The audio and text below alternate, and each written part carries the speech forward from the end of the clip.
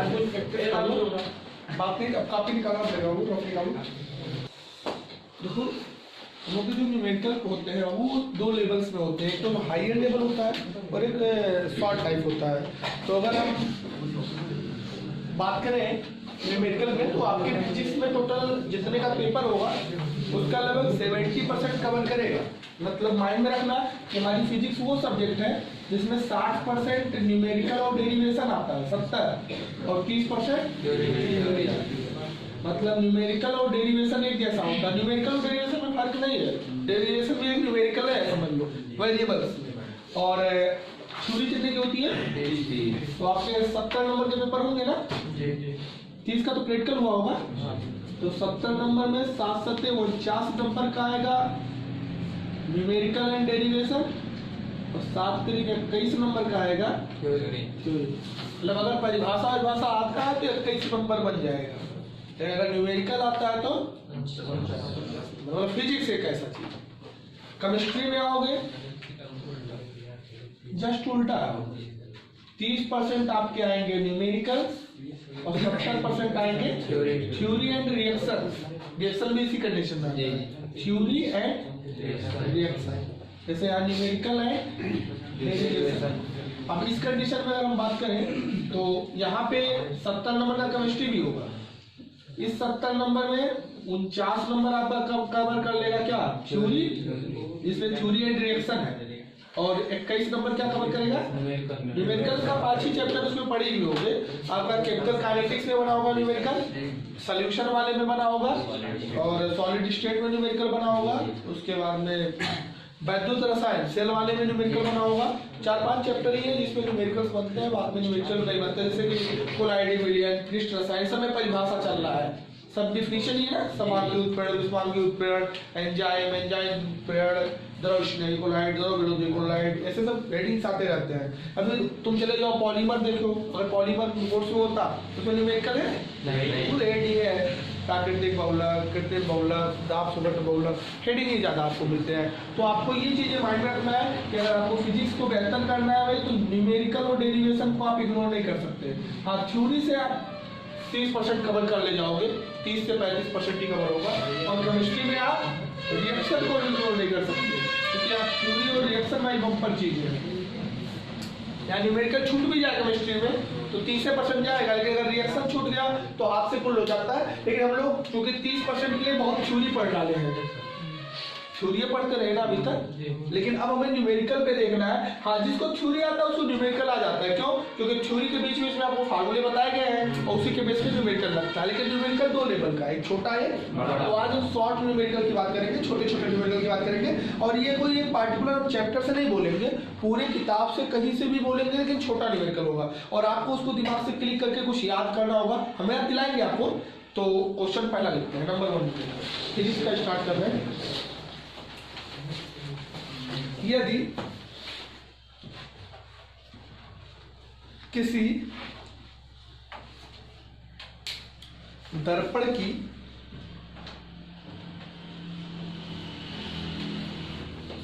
वक्रता त्रिज्या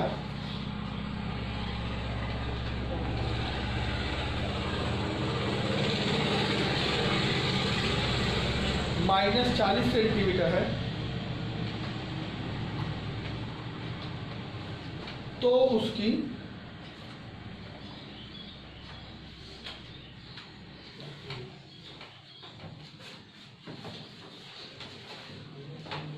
फोकस दूरी और प्रकृति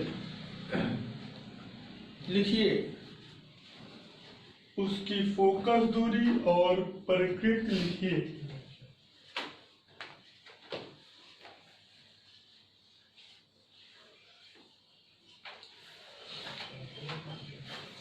मतलब इसको देख रहे होंगे तो ये आपके परावर्तन चैप्टर से आ रहा है। आपको पता होगा दर्पण की बात किया है और एक ऐसे दर्पण की बात कर रहा है जिसका रेडियस दे रहा है, वक्रता त्रिज्या कितना -40 सेंटीमीटर। तो आपने पढ़ा होगा फोकस दूरी कितना होता है r/2, उसी का आधा बताया गया होगा। वहाँ पे एक फार्मूला दिया गया होगा कि हमेशा r/2 के इक्वल होता है, मतलब -40/2 कितना आएगा। और ये लेंस का दर्पण होगा कैसा, किसका निगेटिव होता है? जहाँ पे हम बताए होंगे वहाँ आप जाके देखोगे तो बताया जाओ कि अवतल दर्पण का फोकस दूरी निगेटिव होता है। मतलब ये दर्पण है अवतल वाला,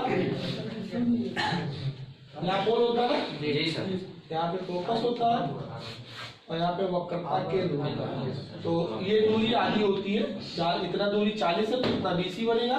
और चूंकि आपका दाएं से बाएं नाप रहे हो, उल्टा जा रहा है किरण के, नेगेटिव होने की वजह से ये अवतल दर्पण को शो करता है। उत्तल दर्पण के लिए फोकस दूरी क्या होती है? पॉजिटिव। इसमें आपको क्या क्या बताना था? दो चीजें, एक तो उसकी फोकस दूरी, तो फोकस दूरी तो हर कोई जानता है, क्लास 10 से जान लो, वक्रता त्रिज्या का आधा, हमने आधा कर दिया तो फोकस दूरी बन गया। और चूंकि माइनस चिन्ह है इसलिए अवतल दर्पण होगा, प्लस चिन्ह रहता तो उत्तल दर्पण होता। तो ये दो चीजें आपसे बहुत छोटे पार्ट में पूछा था। दूसरा क्वेश्चन,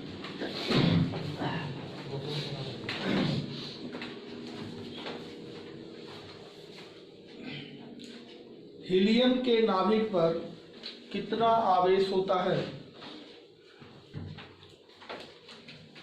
हीलियम के नाभिक पर कितना आवेश होता है?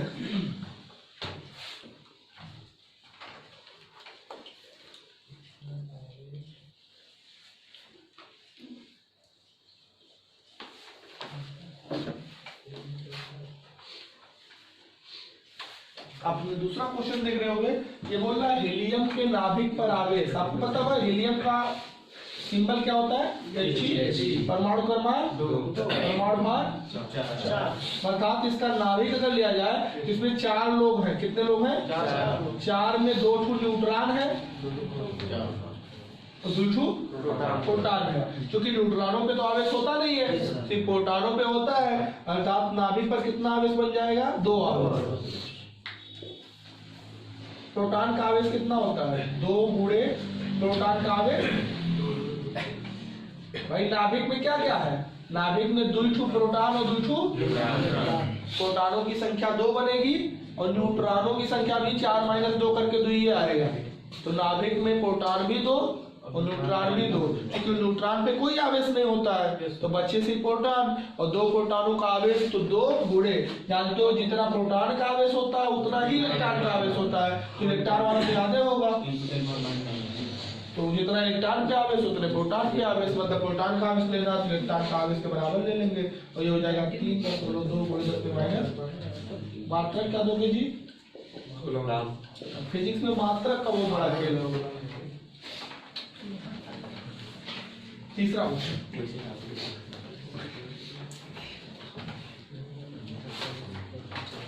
यदि 4 मीटर लंबे, वो पूरी फिजिक्स हम एक साथ कवर करते हैं, मतलब 300 चैप्टर को एक साथ ग्राउंड न्यूमेरिकल कहाँ से बोलेंगे, ये चीजें आपको रिकॉल करना पड़ेगा।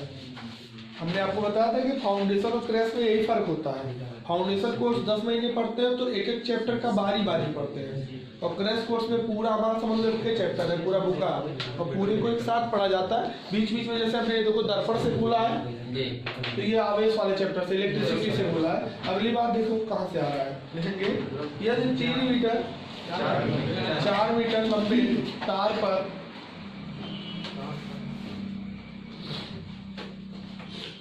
18 माइक्रोकूलाम आवेश एक समान रूप से फैला है। 18 माइक्रोकूलाम,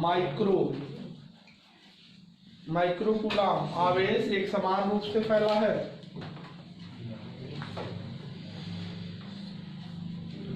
एक समान रूप से फैला है। तो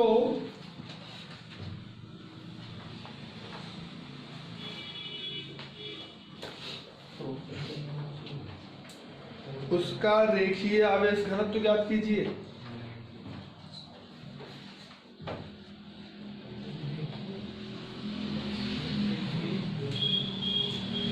रेखीय आवेश घनत्व ज्ञात कीजिए।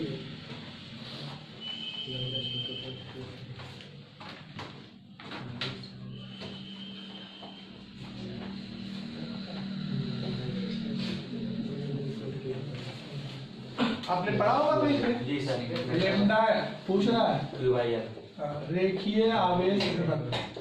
कभी पूछता है तो आपको घटक तो 3 तरह का पढ़ाया गया होगा, और यहाँ लैम्डा बराबर बताया गया होगा Q बटे, जब कोई लंबाई पे आवेश फैल जाए तो Q बाई एल। इसमें क्यों दे रहा है कि नहीं दे रहा है?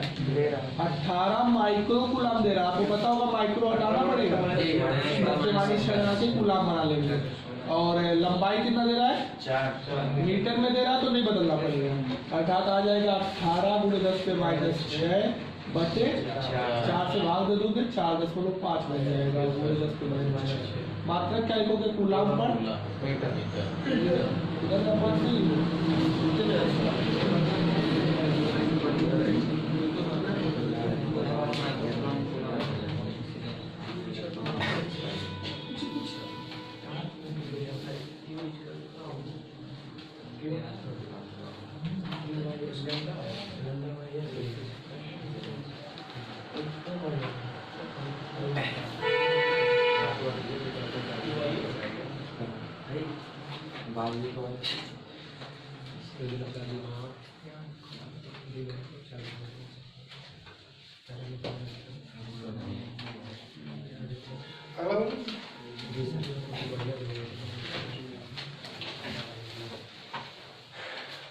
यदि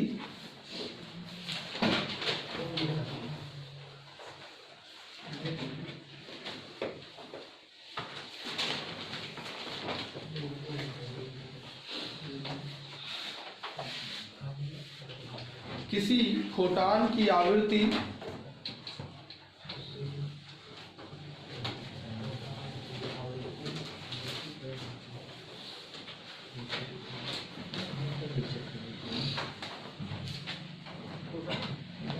यदि किसी फोटॉन की आवृत्ति 15 × 10⁻⁻14 हर्ट्ज है, हर्ट्ज आवृत्ति 15 × 10⁻14 हर्ट्ज है, तो उसकी ऊर्जा ज्ञात कीजिए।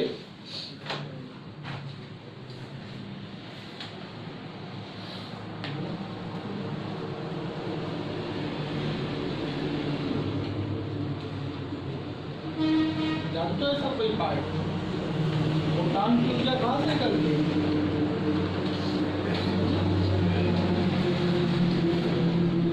भाई अभी जल्दी पढ़ो फोटॉन के बारे में। प्लांक सर ने बताया कि फोटॉन की ऊर्जा hν होती है। कितना होता है? hν। अब न्यू आपकी फ्रीक्वेंसी है और ये प्लांक नियतांक, प्लांक नियतांक का मान कितना होता है? वो 6.6 × 10⁻⁻34 जूल सेकेंड। तो ये तो हमेशा याद रखना, क्या प्लांक वही हमेशा आएगा, जहां यूज होगा h का वहां जान जाना 6.6 10⁻⁻34। और आवृत्ति दे रहा है न्यू, आवृत्ति कितना दे रहा है? 15 हर्ट्ज। तो चूंकि अगर हमें ऊर्जा निकालना तो क्या लेना पड़ेगा? h और न्यू का गुणा, मतलब 6.6 × 10⁻⁻34 h का मान और 15 × 10⁻+14। आपको पता होगा 15 और 10⁻, इसका जब पूरा करोगे 15 छक्का 90 9 15 छक्का 90 2 99 पूरे कितना हो जाएगा? 10⁻20 जूल ऊर्जा है ना। 99 × 10⁻20 जूल ऊर्जा बनेगा। माइनस में कि प्लस में? नेक्स्ट और मेडिकल ही ज्यादा पेपर में आएंगे।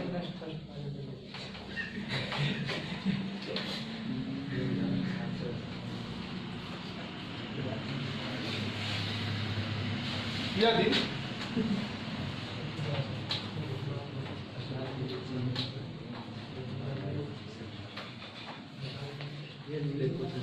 चालीस सेंटीमीटर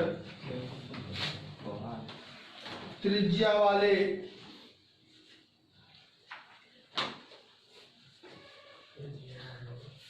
एक कुंडली में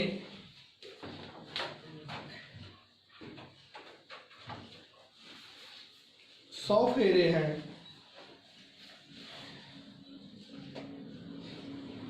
जिसमें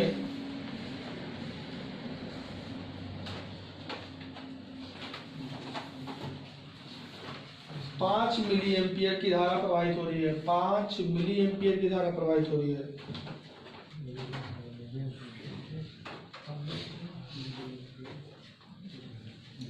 milli ampere small M capital A.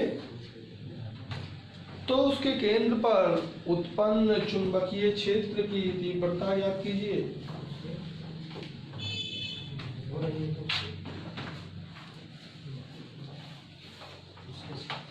तो उसके केंद्र पर उत्पन्न चुंबकीय क्षेत्र की तीव्रता याद कीजिए।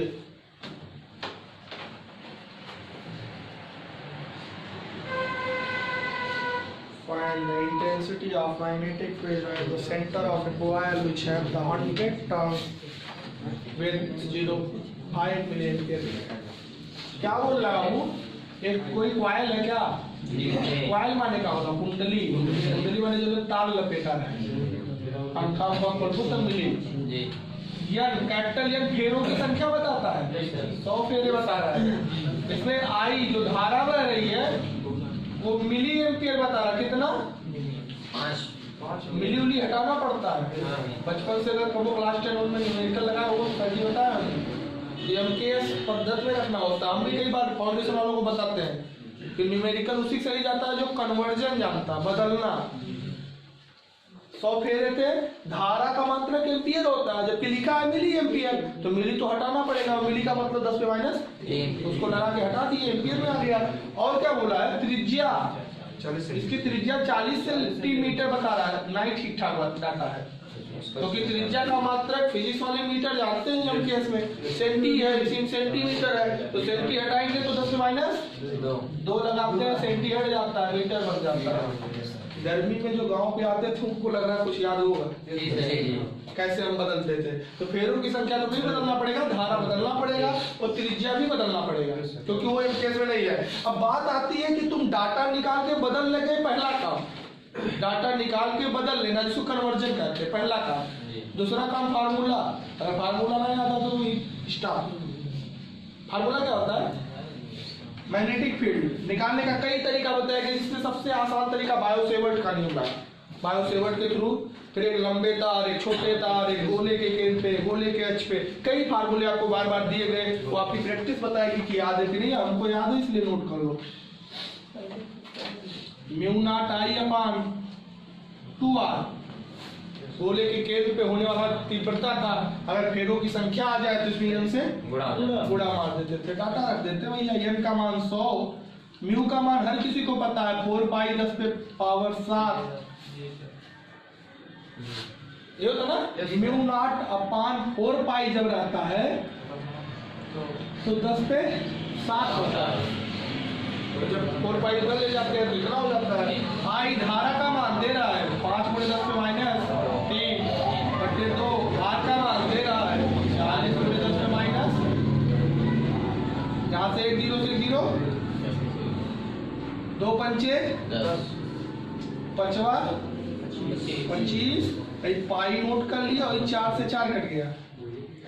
10 पे 7 है, 2 गया 9, 9 में से 3 गया 6। मात्रक क्या दोगे? क्षेत्र निकालोगे तो मैग्नेटिक फील्ड के क्षेत्र का मात्रक टेस्ला या वेबर पर मीटर स्क्वायर भी लिख सकते हो। तो ये रहा आपका आंसर। कितने लोग न्यूमेरिकल लगा ले जाते हैं अपने से? एक लोग भी नहीं लगा पाते। क्यों नहीं लगा पाते? किसी को ये बदलना नहीं आता है, किसी को फार्मूला भूल गया और कोई लगा नहीं सकता, मतलब जोड़ घटा नहीं सकता। क्योंकि हर न्यूमेरिकल में कितने हिस्से होते हैं? 3। एक डाटा को जो कह रहा है वो निकाल लेना और उसको अपने हिसाब से बदल लेना। दूसरा फार्मूला याद कर लगाना, सही फार्मूला। और तीसरा कैलकुलेशन, यहाँ काट पीट जो हो रही है। ये 3 काम अगर करने की प्रैक्टिस आपकी बनी हुई है तो न्यूमेरिकल भी करने होगा। हम लोगों को बस यही 3 चीज आता है, कन्वर्जन, एक फार्मूला, एक कैलकुलेशन। आप में सबसे बड़ी जो सस्पेंशन बनाएगी ये आज ही जान लेना, ये टेंशन है।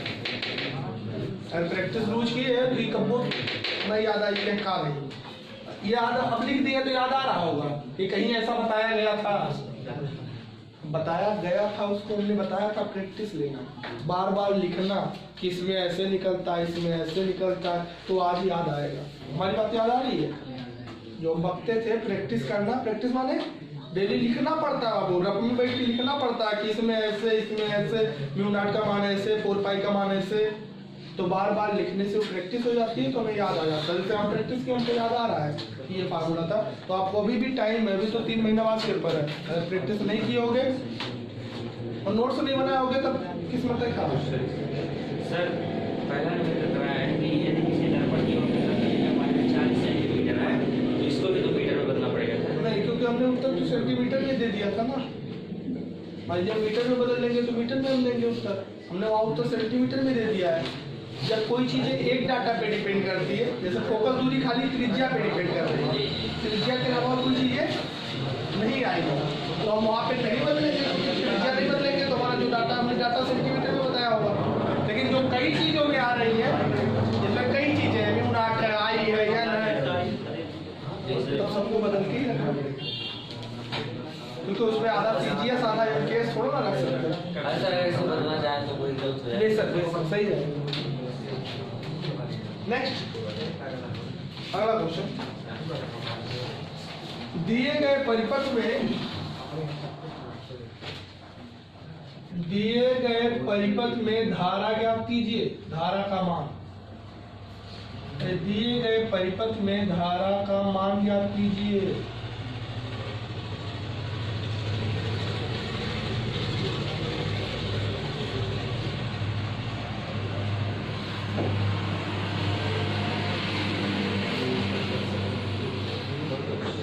दिए गए परिपथ में धारा का मान ज्ञात कीजिए।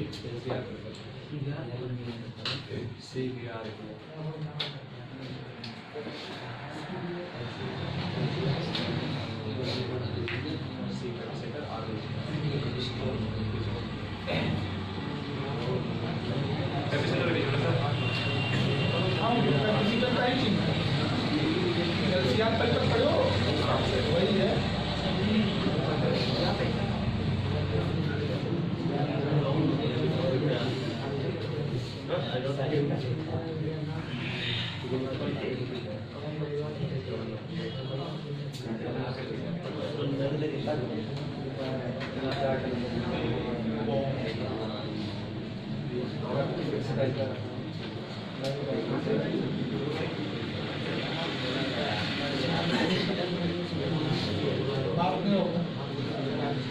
एक सर्किट बना दिया, क्वेश्चन लिख लो और बताना इसमें कितना धारा रहेगा।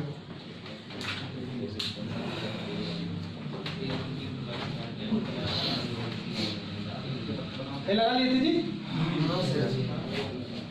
घर पे जाके किस पे प्रैक्टिस करोगे, न्यूमेरिकल पे या थ्योरी पे? न्यूमेरिकल पे। पहले थ्योरी तब न्यूमेरिकल करोगे, न्यूमेरिकल तभी आएगा जब थ्योरी वाला प्रैक्टिस हम पर रहेगा। और आज यही फार्मूला ही नहीं है कॉलेज का। चलो इसका बताओ।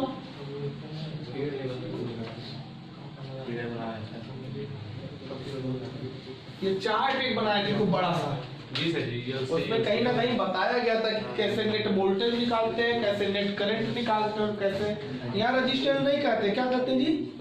प्रतिबाधा, जेड कहते हैं, इम्पीडेंस। तो हम इम्पीडेंस अगर निकाल लें तो वोल्टेज बाई इम्पीडेंस करके करंट निकाल लेंगे। हमें करंट पूछा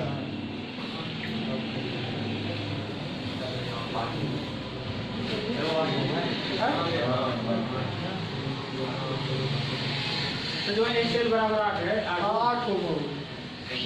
सही देख रहे हो, आपकी दृष्टि दोष नहीं है। ध्यान से देखो, आपको बताया गया होगा यहाँ पे कभी नेट वोल्टेज निकालना हो तो आपको करना पड़ेगा VR का square plus VL difference VC का स्क्वायर।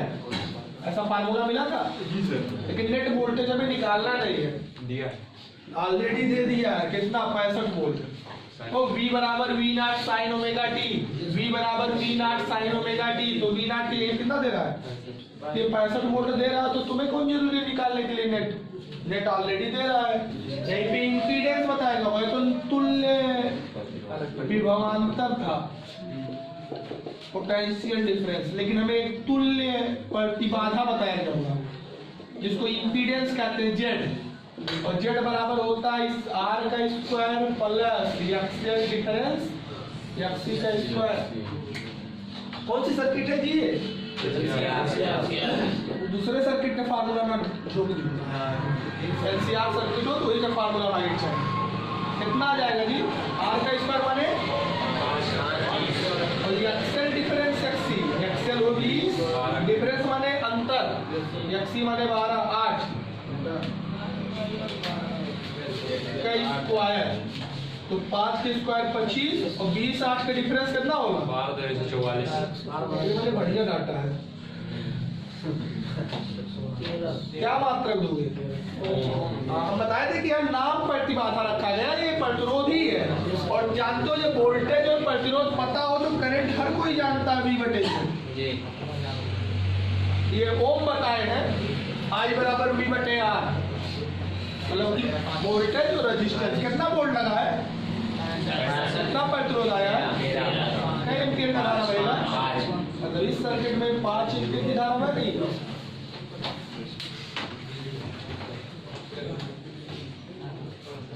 पहले हम सर्किट को लेके वोल्टेज हमें दिया था, रेजिस्टेंस निकाल लिए, जिसको प्रतिबाधा कर तो तुरंत हमने धारा बता दिया, बैटरी की धारा कितना है। सर्किट में 5 एम्पीयर की धारा है। नेक्स्ट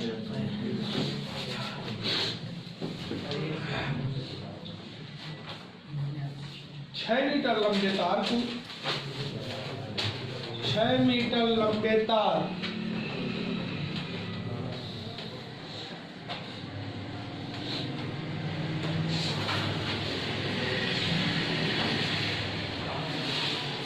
मीटर लंबे तार जिसमें 2 एम्पीयर की धारा प्रवाहित हो रही है, जिसमें 2 एम्पीयर की धारा प्रवाहित हो रही है,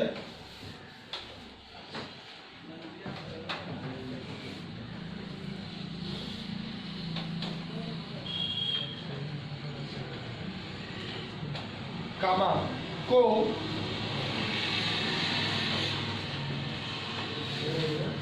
40 टेस्ला के एक समान चुंबकीय क्षेत्र में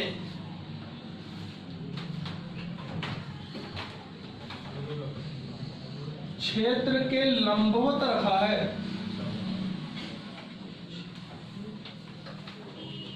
क्षेत्र के लंबवत रखा है, उस पे लगने वाले चुंबकीय बल की गणना कीजिए।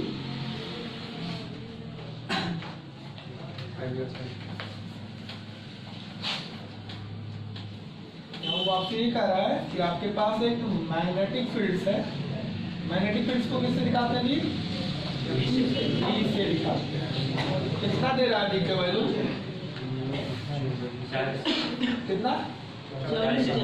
40 टेस्ला। इसमें एक तार रखा है सीधा सीधा, जो क्षेत्र से क्या है लंबवत 90 डिग्री, तो थीटा का मान कितना बन जाएगा लंबवत माने 90 डिग्री। तार की लंबाई, तार कितना लंबा है ये भी बता रहा है 6 मीटर, तो मतलब 6 मीटर इसकी लंबाई, एल का मान 6 मीटर, और उसमें एक धारा बह रहा है आई, कितना बह रहा है 2 एम्पियर, मतलब आई का मान दे रहा है 2 एम्पियर। यही डाटा दिया है, एल दिया, थीटा दिया, लंबाई दिया और धारा दिया। अच्छा चारों बदलना नहीं है, तो बदलना पड़ेगा क्या? लगने वाला बल आइडियल साइन थीटा नहीं बताया गया हो, आई का मान रख दो 2, डी का मान 40, एल का मान 6, साइन 90, 480 न्यूटन आएगा आपको। उस तार पे 480 न्यूटन का बल लग रहा है। किस दिशा में लग रहा है जी, कोई बता सकता है कौन सी दिशा में लगेगा? बल तो आइडियल साइन थीटा से निकल गया, लेकिन किस दिशा में लग रहा है? पूरब, उसको पूरब कहते हैं ना, उधर पश्चिम, उत्तर, दक्षिण, ऊपर या अंदर, नीचे, नीचे की तरफ लग रहा है। ऐसे जिधर धारा जा रहा है उधर दाहिने हाथ की उंगली, और जो पाम है वो फील्ड के तरफ। तो धारा इधर जा रहा है, फील्ड इधर है, तो हमारा थंब अंगूठा बता रहा है बल कितना लग रहा है। नीचे का सिंबल क्या होता है, जिसको हम डाउनवर्ड कहते हैं या नीचे की ओर कहते हैं, मतलब नीचे की ओर बल लग रहा है। दिशा उसका बताना आप लोगों को थोड़ा बहुत आएंगे होते हैं।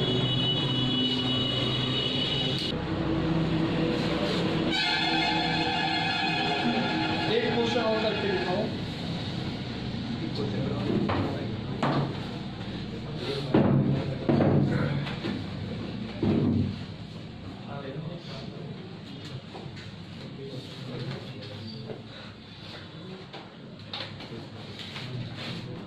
यदि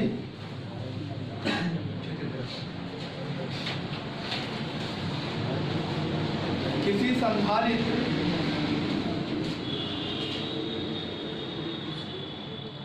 संधारित्र नाम सुने हो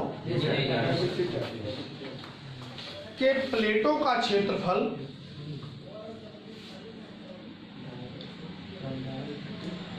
प्लेटों का क्षेत्रफल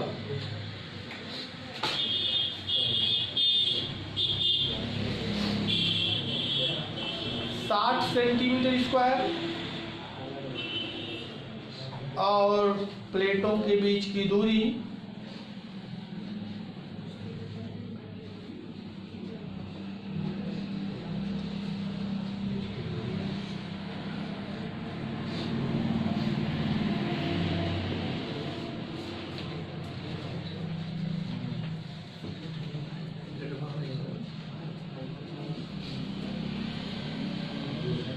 17.7 mm है। तो उस संधारित्र उस समांतर प्लेट संधारित्र दे दो, संधारित्र के पहले समांतर प्लेट संधारित्र, ताकि आपको क्लियर रहे कौन वाला है।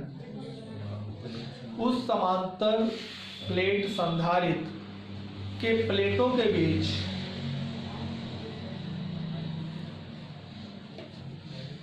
100 वोल्ट उत्पन्न विभवांतर लगाने पर 100 वोल्ट का विभवांतर लगाने पर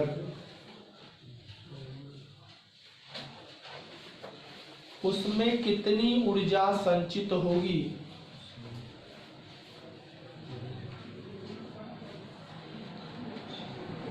उसमें कितनी ऊर्जा संचित होगी?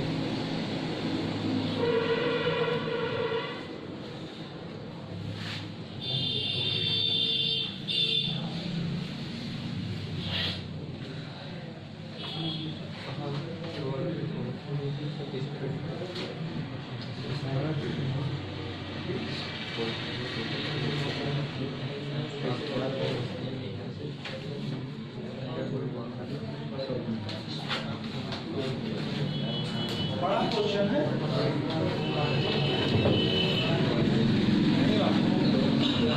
चलो देख लो, प्रैक्टिस जरूर करोगे तो आपको आगे लगेगा। हमें पता है आप लोगों की प्रैक्टिस अभी अच्छी नहीं है उतना जितना चाहिए। आप लोग ज़्यादा से ज़्यादा टाइम कोई गलत जगहों पे देते रहे हो। अरे स्थिति तो बनाओ, अगर लैट्रिन रूम में भी बैठो तो दिमाग में कैपेसिटर ही चले। एक पंच दो काज कभी दास की तरह, तब तो कुछ उत्तम स्थिति आ सकती है। उसे जान लेना कि हमें फ्रेश होते समय वही बात याद आती है जो हम करना चाहते हैं। जब भी आप कभी लोटा लेके आप मार्केट में निकले होगे आउट ऑफ गाँव, बाहर एकदम खुले में शौच करना है, तो मोदी जी रोक टोक लगा दिए हैं बीमारी फैलने की वजह से। सब अंदर 3x4 के रूम में ही करते हैं। लेकिन अभी भी कुछ लोग बाहर जाते हैं कि नहीं? उस समय आपने ध्यान दिया होगा, हम उस समय बैठने के बाद वही चीज सोचते हैं जो अपने लाइफ में करना चाहते हैं। ये दिमाग देख रहा है, उस समय दिमाग खाली नहीं रहता है। जो तुम करना चाहते हो उस समय वो प्लानिंग शुरू हो जाती है कि हमें ऐसे ऐसे ऐसे ऐसे ये करना है। वो अक्सर करके वो प्लानिंग का टाइम होता है। गांधी जी एक बार इस चीज का जवाब कहानी में मैंने पढ़ा था।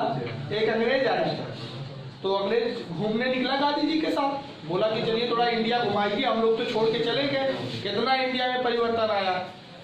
तो सुबह सुबह उठा के लेके जैसे निकले तैसे गांव वाले लोटा लेके निकल रहे थे। तो गांधी जी से पूछा, भाई ये गांव में सुबह सुबह उठ के कहाँ जा रहे हैं पानी ले लेके? तो गांधी जी सोचे बेइज्जती होगी कि हमारे यहाँ शौचालय नहीं है। तो बोले कि भारत के लोग का ये नियम है कि ये सुबह उठने के बाद में पहले ये निर्णय करते हैं कि दिन भर क्या करना है, और इस निर्णय में एकांत में बैठते हैं पानी लेकर और सोच लेते हैं कि आज दिन भर क्या करना है, फिर वहां से उठते हैं और घर आते हैं। तो यार जो बहुत अच्छी देश है यार, जहाँ पे देश सुबह प्लान करते हैं कि दिन भर क्या करना है, उस देश के लोग तो अपना टाइम वेस्ट नहीं करेंगे। गांधी जी ने उन्हें इस तरह जवाब दिया। एक स्टोरी थी, तो वहाँ पे ये नीचे कथन बताया गया कि जो होशियार आदमी होते हैं वो अपने बेइज्जती को भी छुपा ले जाते हैं, और जो थोड़ा सा कम बुद्धि के होते हैं वो ना चाह कर भी बेइज्जत हो जाते हैं। अब गांधी जी अपना दिमाग लगा लिए थे उस समय, बता दिए कि हमारे यहाँ के देश के लोग सुबह उठते हैं और कहाँ चले जाते हैं, प्लानिंग करने, एकांत में बैठ के प्लान करते हैं। यहाँ पे एक कैपेसिटर हमने बनाया, ध्यान से देख पा रहे होंगे, हमने आपको कैपेसिटर के कई तरीके बताए होंगे, जिसमें सिलेंड्रिकल, स्फेरिकल, उसमें एक समांतर प्लेट समझाया भी रहा है जिसको हम पैरेलल प्लेट कैपेसिटर कहते हैं। इसमें आपको एरिया दे रहा है कि नहीं प्लेट का, कितना 60 सेंटीमीटर स्क्वायर, यही गड़बड़ किया, मीटर स्क्वायर तो है नहीं, सेंटी को हटाने के लिए 10⁻², बट स्क्वायर लगा है, 4 लगा के उसका स्क्वायर करके हटाओगे। ये सेंटी को हटाने के लिए 10⁻² यूज किया जाता है, बट सेंटीमीटर नहीं है, सेंटीमीटर स्क्वायर है, तो उसे मीटर स्क्वायर में करने के लिए 10⁻² का स्क्वायर से बड़ा होगा, बट 4 से बड़ा होगा। और दूरी कितना दे रहा है सेपरेशन बीच का, 17.7 मिलीमीटर, तो मिली को हटाने के लिए 10⁻, और यहाँ से हम उसका क्या निकाल लेंगे, धारिता। अब धारिता कैपेसिटेंस पड़ा होगा C, अब साइलेंट नॉट A बटे D, कहीं देखे हो? अब silent not A by D के लिए बताया जाता है। अब साइलेंट नॉट का मान हर किसी को याद है, 8.85 × 10⁻12। A का मान दिया है 60 × 10⁻⁴, और D का मान भी पता है 17.7 × 10⁻3। 8.85 से जब इसे काटोगे तो यहाँ 2 आ जाएगा, और जब 2 से यहाँ काटोगे तो 30 आ जाएगा। हो गया 30 गुणे 10 पे -12 और -4, कितना हो जाएगा -16। यहाँ -3 नीचे काट देगा, 10 पे -13। आपको बताओ इसको 3 कर दो तो 10 से -12 हो जाएगा, एक बढ़ेगा ना। मात्रा क्या दोगे जी, कैलकुलेशन करना है। इस पे फिर वोल्टेज लगा दे रहा है, कह रहा भैया इस पे विभवांतर लगा रहे हैं, कितना वोल्टेज भी लगा रहा है, 100 वोल्ट का। तो ऊर्जा पता करना, संचित ऊर्जा, किसी भी कैपेसिटर में ऊर्जा संचित होती है कि नहीं। परिभाषा ये कि कैपेसिटर वह युक्ति है जो वैद्युत ऊर्जा को अपने अंदर ग्रहण कर संचित करती है, और U बराबर कौन सी मात्रा चलती है, हाफ C² तो हाफ तो यहाँ ठीक है, C लेना पड़ेगा, C यहाँ निकाल चुके हो, 3 × 10⁻12, और V का स्क्वायर मतलब 100 का स्क्वायर, तो 4 जीरो लग जाएगा। 3 में 2 से भाग दोगे 1.5, और 10 पे ही 4 है, 12 में से कटेगा तो कितना बचेगा, मात्रा क्या दोगे, ऊर्जा निकाल। मतलब अब साइलेंट नॉट A D लेकर हमने C निकाल लिया, और C और B दिया था तो ऊर्जा निकाल दिया। ये रहा आपका फाइनल।